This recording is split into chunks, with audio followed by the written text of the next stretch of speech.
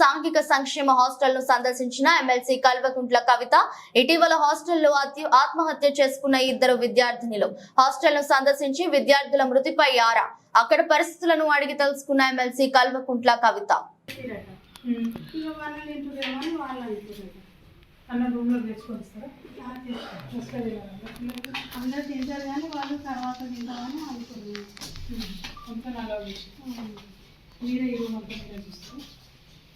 Room అంతా madam 10th వాళ్ళకి ఇంట్లో ఉంటారు.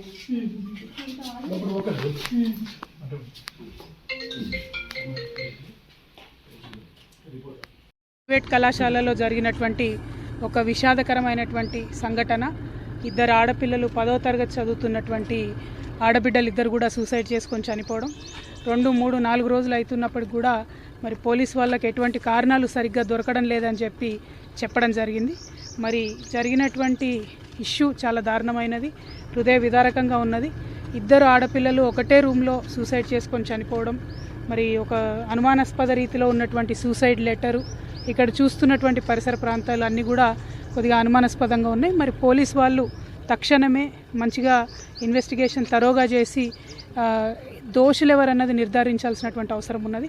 ఎందుకంటే ఎక్స్టర్నల్గా బయట నుండి ఎవరో వచ్చారు అనేటటువంటి అనుమానాలు కూడా చెప్తున్నటువంటి నేపథ్యం కనబడతా ఉంది. కాబట్టి యాజమాన్యం కూడా ఈ అంశంలో సంపూర్ణంగా పోలీసులకు సహకరించాలి. పోలీసు వాళ్ళు పారదర్శకంగా మరి ఇన్వెస్టిగేషన్ చేసి తక్షణమే రిజల్ట్ ఇవ్వాలి. ఇది మనం పేరెంట్స్గా కూడా మనందరం కూడా ఆలోచించుకోవాల్సినటువంటి సందర్భం ఏంటంటే 10వ తరగతి చదువుతున్నటువంటి పిల్లలు మరి వాళ్ళు ప్రెషర్కి తట్టుకోలేక ఇవాళ ఆత్మహత్యలు చేసుకుంటున్నారా, లేకపోతే ఇంకేదైనా జరిగిందా, ఈ పరిస్థితులకు కారణం ఏంటి, మన పిల్లలు సేఫ్గా ఉన్నారా లేదా, ఇటువంటి భయాందోళనలు పెరుగుతున్నటువంటి నేపథ్యంలో మరి ప్రభుత్వం తక్షణమే పాజిటివ్ చర్యలు తీసుకోవాలని చెప్పి తెలంగాణ జాగృతి పక్షాన బీఆర్ఎస్ పార్టీ పక్షాన డిమాండ్ చేస్తూ ఉన్నాం. Thank you. జై తెలంగాణ.